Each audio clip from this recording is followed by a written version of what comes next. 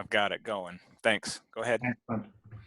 So we've had a number of questions come in over the last couple of weeks that sort of came up in themes that we wanted to capture before we get those all out here. That seem to be important to many people working in the field. The first one is, I have heard that VR will be using Zoom to facilitate meetings with clients. My school district does not allow the use of Zoom to meet with students. What should I do? This is a really good question, and we know that each school district is using their own platform and their own way to facilitate distance learning, and they have their own policies in place. Security is a big issue that many are trying to make sure is looked after.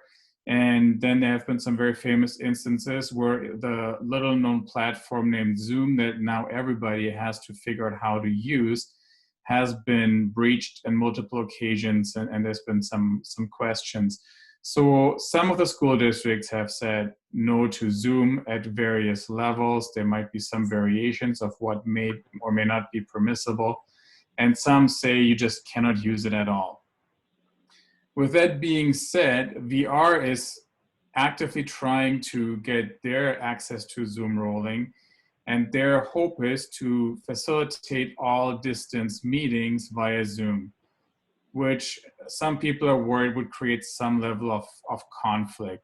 So a quick answer for us would be to say that VR operates outside of your school district's policies and restrictions. So keep that in mind as you say, like, don't just jump in and say, no, you cannot do this because students are not allowed to do this. VR is not part of your school district. It's their own entity, and as such, they can figure out what they believe the most appropriate measure is. When it comes to transition specialists being involved in these calls, from our perspective, there shouldn't be any reason why that shouldn't be able to take place. If you are not sure if your school allows you to do that, or if you're worried about some of these policies and decisions that are above your head, check in with your administrators and explain to them this is not something that we can change. VR has limitations in what they're allowed to use, and I know a lot of you use the Google platform to facilitate meetings and contacts, and that's one where VR says you cannot use Google at all. So we need to just be aware of that and recognize that it's a partnership that we're working in. It's not integrated into the school system, and so they choose their method. And if you have any follow-up questions, feel free to do so. Also, to add to that, since the security breaches in Zoom have occurred, Zoom has stepped up and tried to improve their security and enhance options to put in place. Like for our meeting today, there's a password to protect the meeting. There's a waiting room where as an administrator, you have to actually let a person enter a meeting so you can screen and see who's on there. So there are some additional helps that we know are in place to keep things more safe. Eric? Yes. Rachel had a question. She said, Google Hangouts, what my school is using.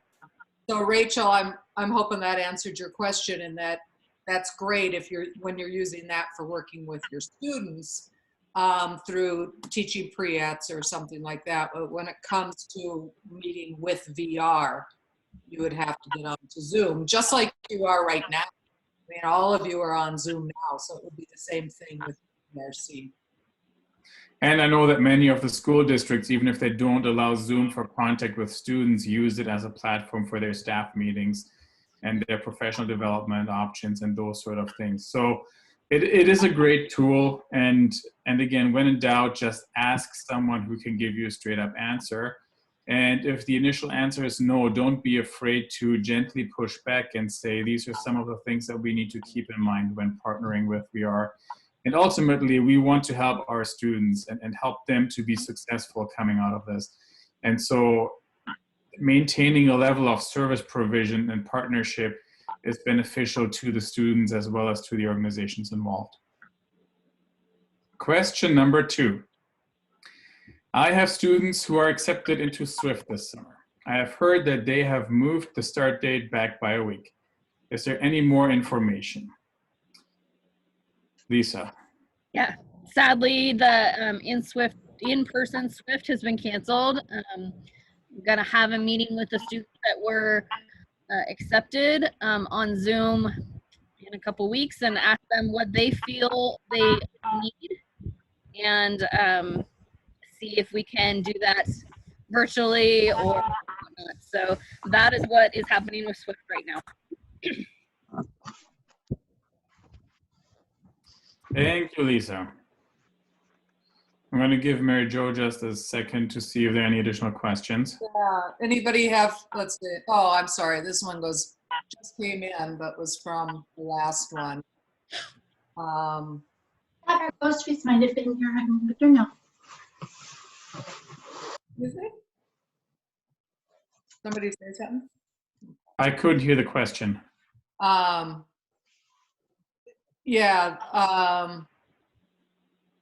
Michaela Leeper wrote, anybody have resources they have put out via Google Classroom as pre-eds activities? That sounds like a really cool idea. However, I do still worry about overwhelming students with an additional Google Classroom with assignments like work tasks. And if you want to reach out to Michaela, in the chat, her email is there. If you're willing to share chat more about your use of Google Classroom. We will be doing a community of practice next week, and it will be on Google Classroom and using that. Another one came in. Oh, this is from Charlotte. Zoom also allows for the organizer to set audio and video for participants. Ask whether Zoom, the platform, is banned or if audio feature can be used. Question for Swift. Is it possible, this is from Kim Miller from Seaside, possible that the students who were scheduled to come this year can go next year? I don't have an answer for you at this time. I'm looking at all different kind of options. So when that decision is made, then I will let you guys know. Thank you. Oh, there's another one. My coworker Susan loaded Camp Lead and Northwest Youth Corps info, invited students to answer survey questions related to the information. That was Pam. I'm not quite sure what that means. I'm not sure either. So let's move on. We can circle back to some of these things in a few minutes here. Okay. The next one is I have youth who wanted to attend Camp Lead this summer. Is Camp Lead still going to happen? Terry, do you want to jump on here or do you want me to answer that?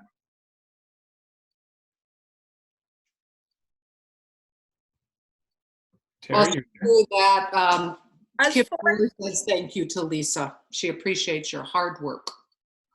Yeah, and as far as we know, Camp Lead is still on. But, you know, I was just listening. New York is closed down to May 15th. We don't know. Today, yes. Who knows what tomorrow will bring? And what we've heard is they're monitoring the situation and are aware of some of the challenges and are also trying to work on alternative options. So as much as they can think of it, they would like to run the program this summer. Next one is I was planning to have an RFA 4708 summer work experience program available for my students.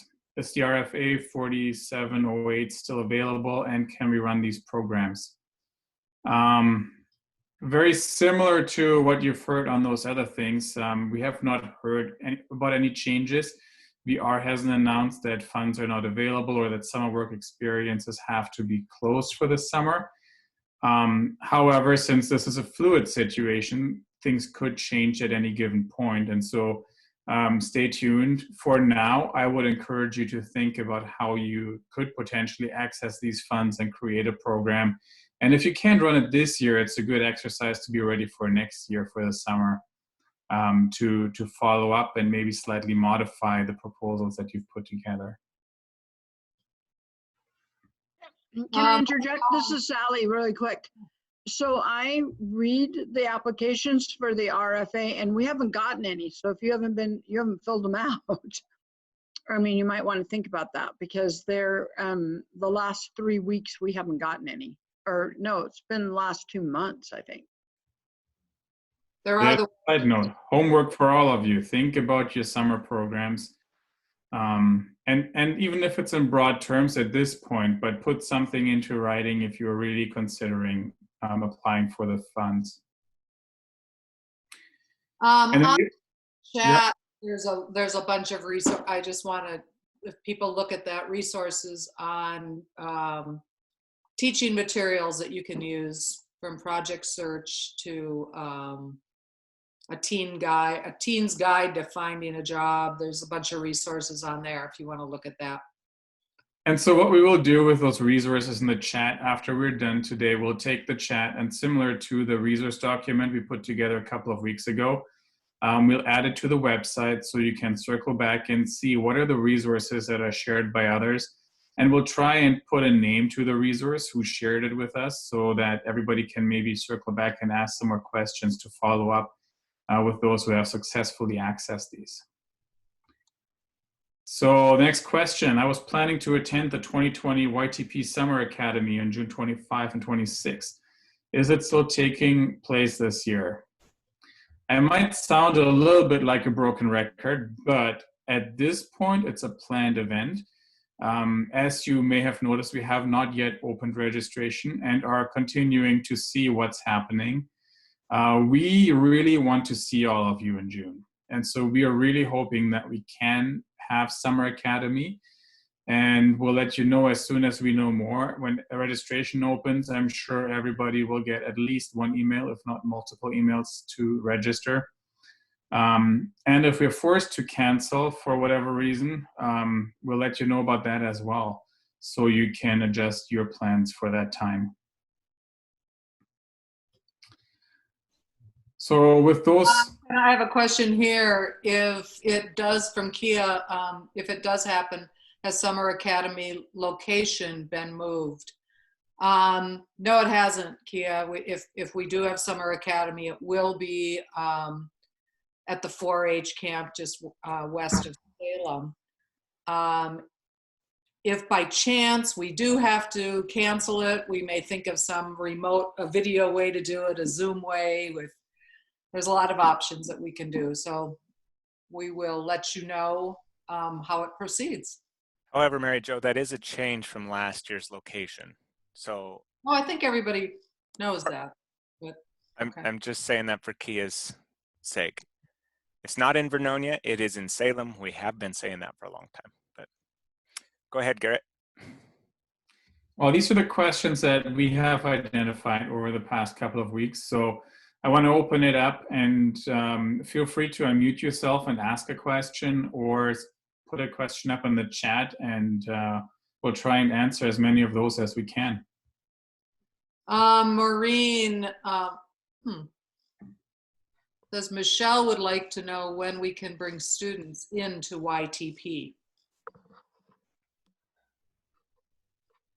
What does that mean exactly? I'm here. I just had to do this on my phone for Michelle because I didn't have the program on the laptop I have at home. Oh, Mo. Okay. Hi, Mo. So she just wanted to know, we have a couple kids that are kind of in the wings waiting, and we were wondering what she wanted to know, when she can just get that whole process started, I guess. Lane, do you want to talk about that? Well, we are still on hold, Mo.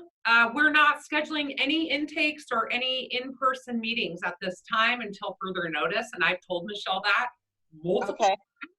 So she's aware of that. I'm assuming as soon as I know, I will let you guys know, or we can find out together and we can get this as soon as possible. It's going to be crazy. When we do start back up, we're going to have not just YTP, we're going to have a lot of people to get in. So, and we have those folks that had been canceled for the last couple of weeks or month or however long we've been doing this. So it's going to be a process of weeding out and prioritizing those. And you guys will know as soon as I do. Okay, thank you. Thanks, Lane. And of course, we will, as soon as VR makes that decision when they're going to move to that, we will obviously let all of you know, too. Other questions? I have about 3 students wanting into. I am acting as if they are in now, just helping them the best I can. And that's from Christina out at Reedsport. That is great, Christina. That's exactly what you should be doing. If you're waiting to get them to do the intake with VR, you should still be working with those students and doing whatever you can to teach pre-ets, mock interviews with them, all those other kinds of things that you could be doing online with them. Right. Will it look like order of selection again, maybe?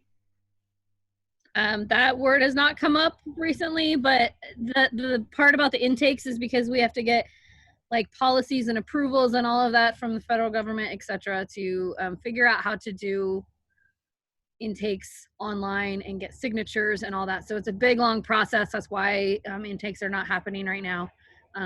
And they haven't said anything about order of selection right now, but who knows? Pam is asking, do we know if Camp Lead will allow students who haven't yet had VR intakes into the summer work program? Terry, would you know that, or Lisa, from VR standpoint? When I talked to Tyler, he said he believed that they would have to forego it if Camp Leads goes, because a lot of students haven't been able to do intakes, and there's always a percentage of kids. I think there was one year, if you recall, they didn't have enough kids, and so everyone had to be eligible, but they didn't have to have done the paperwork. So I would suspect that if a Camp Lead is a go, because VR has been shut down, I think they would make exceptions. Yeah. And Tyler thought so too. And Kia says she talked to Tyler yesterday, and he told her to go ahead and submit her students in spite of not being VR clients. Mm-hmm. Yes. I think this falls under the broader category of just knowing that we have to have grace and patience with one another, and that a lot of the things that normally work and that are normal processes are not going to work with the limitations that we're facing. And so, yeah, just continue to be creative. And again, when in doubt, reach out. So Kia, it's really good on you to be proactive and say, where are things at? Can we help students put together their application packages? And a lot of people will show some leniency, especially right now when it comes to some of these requirements. Other questions? There aren't any others on here. Do we have some more that? Hello, this is Francis, North Santiam. Hi. So I've been working with one colleague because I know she's interested in lesson planning, and we've worked together before, but I think it would be really neat to have maybe a Zoom or Google Hangout where we collaborate, even if it's just 15 minutes, sharing kind of what progress we've made on things we think are going to be most successful. Like today, I talked to a person from EduStaff, and she talked about how some students are having online study groups. And then I talked to my colleague about what does that look like? Well, we have to talk to teachers because we can't lead them, and working out things like that. How to best support students and how to do the Google Classroom building. So on that, again, next week we'll talk about the Google Classroom and how to use it effectively to reach out to students. So feel free to join us back next week. And we can think about maybe providing a space for this if there's more interest in just having a hangout time. It's really hard to structure something like that in a big group like this. So it would it would be good for you and your partners and people that know they're interested in the topic to reach out, maybe coordinate something in the chat on the side if there's a specific topic that you want to exchange your resources and your experiences about, or learn something about, and see who can help you with that. This is Melody Rogers. I'm in Douglas County. I've been working with school districts to create what I use as transition curriculum, and it's working really well. We have grab and go folders so that you can pick a module topic and grab it and use it in a Google Classroom. My counterpart, Jonathan, is working on a YTP through Google Sites that has transition modules to work through. So I think, Mary Jo, that presentation is happening on the 7th. Is that correct? Yes, that is, Melody. Yep. Okay. So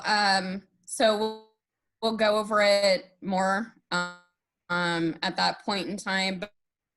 But again, this is Melody Rogers, not Melanie. And I'm in Douglas County, so you can reach out to me if you have specific things that you want to work through with students. Great, thanks, Melody. That is great information. Melody's has a whole thing that she and Jonathan have already worked up and present that to you, and is really savvy about getting information out to students and working with them. So somebody else asked when we're doing these, and again, it's every Thursday at 1 o'clock. Information's always on the YTP website. I have one up here that, and I think it's something that's on a lot of people's minds, and we realize it, and some of us are dealing with it too, about starting a virtual job. No, I'm sorry. This is the one I want to look at. I can't keep up with everything. The meetings, the emails, transition assessments, and homeschool children are overwhelming. I barely have time to connect with my students. How do I prioritize? My take on that is you take care of yourself first. You've got to take care of you and your family, keep everybody healthy, and the next piece obviously is your job. And you know, I think you meet your students where they are. Somebody else had said that, and I thought that was great. You know, working with students and making that initial phone call saying, I know that your goal is to be a welder. Let's really work on things to get you to that goal, to get the kids excited. And just, I would make out a list of where all my students are, what they want to do, and really get specific with your YTP students on what their goals are, and then be able to initiate studies or information with them that pertain to that. I think that's a hook that will get kids. It's like, you're not just, okay, let's do resumes, let's do something like that, but let's really work at getting you to that goal of where you want to be. And I think that will engage kids and make them more want to work with you, and because they're worried too, just like all of us are about just to add to that, I think you might really want to look at learning how to prioritize your inboxes. I know that many of you are probably not dealing with nearly as many emails as we are on a regular basis, but there are jobs where you can spend easily an hour or 2 or 3 a day just trying to stay on top of all the emails that come your way. And it's often really tempting to take the time, and especially with the very relational work that we are all doing, to answer every single email in a very polite and long way, and just learning how to keep it down to the essentials, answer what's needed, and learn how to ignore the things that are not necessarily needed to be answered or not answered yet. You can create a folder in your inbox that is just this is going to need attention later. Feel free to use your delete button if there are emails that are not useful to the things that you really need to focus on, and maybe create yourself a little checklist that keeps you accountable to stay on task. Great, thanks, Garrett. On a previous call, this is Christine Atkinson, there was mention of starting a virtual job club. I do have some students interested in this. I believe they said to connect with Josh or Nicole. Any more info on that? And how can I find their emails? Lisa, do you know more about that? I do not know any more about that. And Josh and Nicole's emails. I can put them in the chat box. Okay, thank you. Kia, nice to see everyone. Enjoy the sun. Any updates on offering information planned for the OSTC?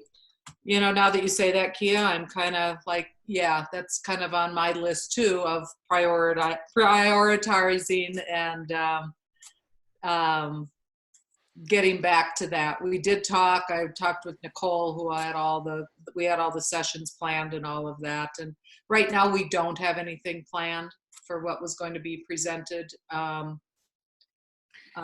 think it is something that would be good to pursue once we kind of get all this other stuff taken care of. I know that Joe, Josh I wanted to say that, out. Mayor Joe, Yeah. this is Sally. The transition podcast is going to cover some of those presentations. So they've got 4 in line right now that they're interviewing people. So make sure that you check the transition podcast because there may be some posted by next week. Sally, And they were sessions from the conference. Sally, can you tell us how to check the transition podcast? Where do they get them? Well, I'll have to pull it. I'll put it in the chat box. I'll help you out on that. If you do subscribe to any sort of podcast service, or if you have an iPhone, just go to wherever you download your favorite podcast and search for the Oregon Transition Podcast. And that should give you access to all their previous episodes if you haven't listened to those, or any new materials that are posted. If you subscribe, it should automatically download on your device, and then you should be able to listen to them as soon as they're available. Yeah, and their new ones won't be posted till next week. So right now you'll be reviewing the older ones that are on the podcast. Which, hey, why not? Yep. And put that in the chat, Oregon Transition Podcast.podbean.com. You can do it online if you don't want to do it on your phones. And Mary Jo, Yes. this is Jessica. I've just got a quick question for you. Are you also seeing raised hands in the participants menu? I am. I just saw Sharon and Lori. Sharon, why don't you ask your question? We're going to make videos. Oh, wait, hold on. Go ahead, you're unmuted. Now she's muted again.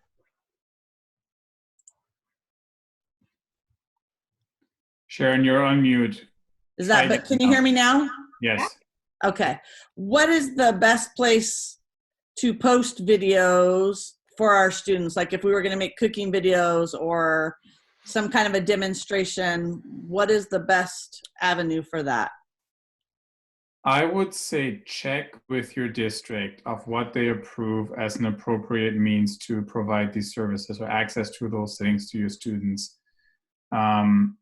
We do use, we have a YouTube channel for YTP that has statewide things. That's where we post videos and make them available. But again, check with the policies that are in place or the directions that your supervisor might have for you before you just make that decision if you're not sure. Okay. This is Melody. I've been posting videos to a YouTube channel, but not listing them as public, and then giving students access to that link that's unpublished. That way they don't get all the extra nonsense that comes with it. In addition to that, you can also set your YouTube channel to closed caption. So the YouTube video will close caption itself, and that way we're, providing that service as well too. So that might give you some extra information when you go to your administration. Yeah, and that's a great suggestion, and I agree with Garrett. I wouldn't do anything until I've checked with people around their IT policies. Some of our IT policies within our school districts were developed a long time ago, and what they've realized during this time, they should have been updated sooner, but they haven't been. So they have to stick with those policies because it's something that their school boards and people have designed.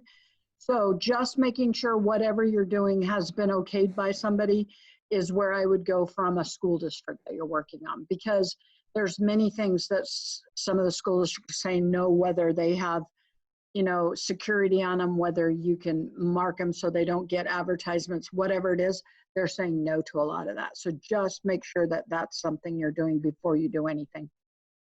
Okay, thank you. Lori Brownlow, did you still have a question? Just 1 second, Mary Jo. Just while we're on YouTube on that topic, also, if you need closed captioning to fully catch things, I know internet connectivity is sometimes spotty and it's not super clear. Feel free to check the YTP website. We'll post a link to these special edition episodes there.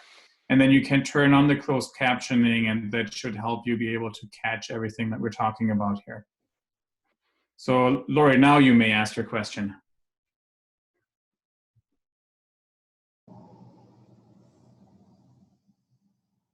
I'm good. I'm good. Everything's fine. Thank you. Okay. No worries. I'm not seeing. Awesome, Sally. Thank you. There's one. I'm not seeing any others.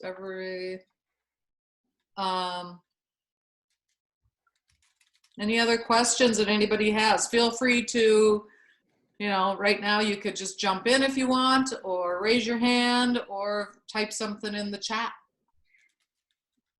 And on that note, if you have a specific topic that you think we would all benefit as a wider YTP statewide community that you want to learn more about, feel free to let us know about those things as we're planning. We still have some open spots in the special edition series coming up here through June. Or we can plan for it later in the year as we gear up for our fall season or next year's season of the YTP Community of Practice calls. Mm-hmm.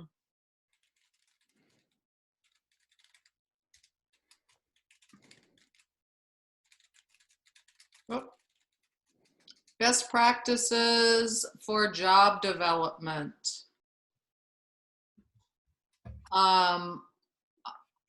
Carol, well, I'll talk to you later about that, but I think that's a great one, Kia, and we'll as a topic she has. That's a great one, and we'll see what we can put up with that. In the meantime, given our current situation and job development, we all know that it is very, very limited of what you guys can do. Since you're not able to go out in person, since you can't take your students in person into any places. But continue to reach out to the businesses that you have developed relationships with in the past. If it is as little as just checking in to see how they're doing and maybe dropping an encouraging word for them to know that you're thinking of them, and to say that you're hoping to in the future continue to work with them. Or if out of these conversations come some openings that need to be filled and you have students that would be able to do that, again, with all the other limitations that we're facing, feel free to pass those opportunities on to some students and let them choose if they feel comfortable working during this time, or if they need to work during this time because financially their families need that support. So I wanted to throw in, I know people wanted to have like a discussion or a group to talk about how to do services. It's great to get that set up, but there is also one for WinTAC next Thursday on the 23rd, 2 p.m. Eastern Standard Time. So it is called Thirsty Thursday Think Tank. So creative ways that states are delivering pre-ETs in the pandemic. So you guys can check out that as well. But I think it's good to do an Oregon-based one too, if more people are involved. Thanks, Lisa. Mm-hmm. Can you put that website up on the chat for people, Lisa? Yep. Somebody put, Cassie wrote the link for the dummy database is no longer on the homepage on the YTP webpage. Is it still available? Jesse, you want to address that? The Excel sheet is on the website, but it is under The dummy resources. database. I think it's the resources from past training events. If you're talking about the Excel spreadsheet that we set up for you to use at this time. Yeah, so it's under the resources page. Yes, I think it's under Fall Regionals 2019. Yep. Yeah, Fantastic, thank you. There should be an Excel document there. Yeah, that's the one. That's the best word. Dummy database was the only thing I could come up with. So thank you. Oh, we understand what you mean. I'm glad Garrett understood that. I was racking my brain because there is a dummy database system that we have had in play to practice with. And you should not have had access. And I don't have that. All right, good to know. Along that note, we're still waiting on the YTP database, but that Excel document is a great tool to use to practice, well, not to practice, but to use, to document where you're at with your kids. Have you done your intake? You could even forecast out, these are the ones I plan to do my intakes on. If the database were to come live, then you'd have a quick reference sheet without having to call your VR counselors for all the finer points. So if and when that happens, you'll be ready. All right.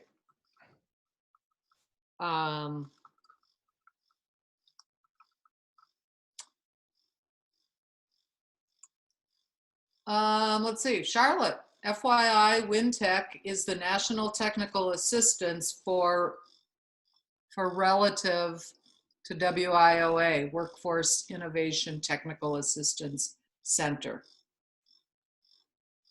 So everybody knows those acronyms that we talk about. And then Charlotte, just to bug you about this and maybe put it out in the chat, I saw that NTACT is going to have a webinar next week on the use of social media and connecting with students or encouraging peer-to-peer contacts, which sounded really intriguing to me. I just don't have the ability to pull that up right now on my computer. But that would be another great resource for you to check out. I forget which day it is, but I think it was the 21st. Kia is asking Sally, I know information is coming in phases, but has anyone heard, Sally, if ESY or graduation will be canceled? You there, Sal? I am, but I have a barking dog in the background right now. Go ahead. I didn't hear what you said. I know information is coming in phases, but has anyone heard if ESY or graduation will be canceled?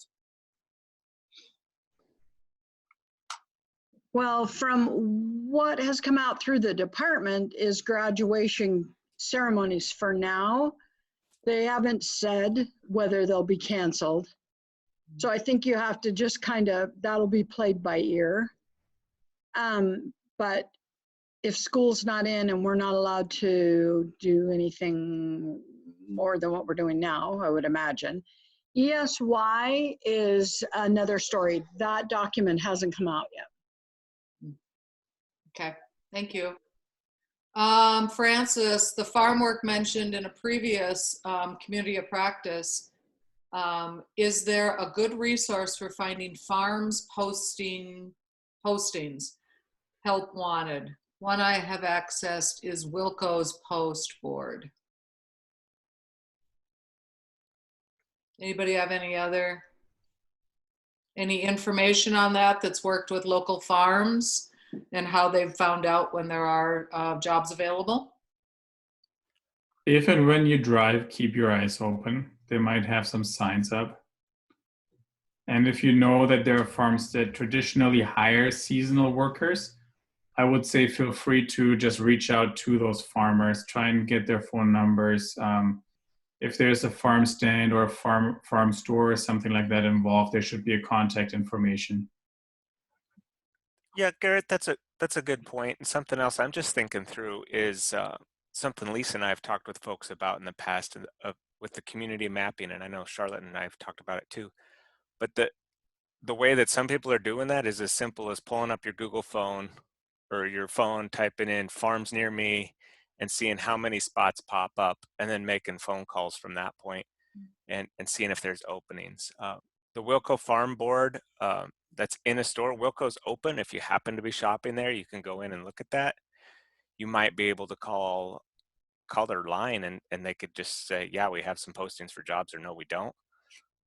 That could be another potential. Capital Press, it's a farmer's magazine that's regional. It's Washington and Oregon. There's labor jobs usually posted in there for farms. And you might even get online with Indeed.com. Craigslist charges now to post job apps, but you can find backdoor employment gigs where a lot of short duration jobs are posted. They might not be long term, but that's another option. So good luck with that, Francis. Network around with other transition specialists in the area. Becky, are you raising your hand to speak? Yeah. All right. So we just had a student get employed with Al's Garden Nursery. He's working quite a few hours, and it's open in Wilsonville. And I noticed on their board inside their building, they had a ton of job openings for farms. And I just looked at Indeed. There's quite a few listings for part-time work in jobs around the South Metro area. Great. And another one is talk to the other teachers or your other school staff that you got to know that live locally. They might know of someone, be family members of a farmer, have a neighbor who's a farmer who might be hiring. So don't forget about the word of mouth. Even though we're not meeting in person nearly as much, that's always another way. And the hidden job market continues to exist. Yeah. I wanted to also say really quick, Mary Jo and Garrett, is that so on the front page of the Department of Ed, they have a place that is called COVID-19, and it's the latest resources that have come out from districts. So Kia, when you were asking about graduation, there's a Graduation Pathway 2020 document that came out, and it's a great one to look at. There's the document for distance learning that has come out, and there's also the UDL Universal Design Toolkit that came out yesterday. So they're posting a lot of different things. There's things for students and families. There's things that have come out from Colt Gillen, the governor, and then there's things that are coming out through the Department of Ed. So that's a great way to stay connected with the documents that are coming out. Thanks, Sally. A lot of people are asking, wanted WinTech information and MTech information. Lisa and Charlotte, I believe, have posted those links on here that we'll be able to share with you. Maureen says she uses Glassdoor. Sometimes they post jobs that aren't on Indeed. Kia says, thanks, Sally. She'll share that with her families. Excellent. No, we're not quite up to 2 o'clock. Unless we have a last minute question, though, I think it's fair to just call it a day a little early today. And while we leave room for that, here's a sneak peek of what we are hoping will happen in the next few weeks in terms of our special edition community of practice calls. So feel free to look at that. And again, we will have the slide, a link to the video, and then the resources that you posted in the chat throughout the meeting as documents available on the website under training events, materials from past training events, I believe it's called. So with that, is there a last minute question, Mary Jo? Nothing. Excellent. Well, have a great day, everyone. Stay healthy. Don't forget to wash your hands, and we hope to see you next week. Yeah, and all of you, don't hesitate to reach out to any of us with questions that you may have. We're here and we're ready to help you with problem solve or whatever to help you. And we know that this is really a difficult time, and I know so many of you have kids at home and trying to teach and trying to do work and trying to stay sane. So keep positive, go for walks, and enjoy your families.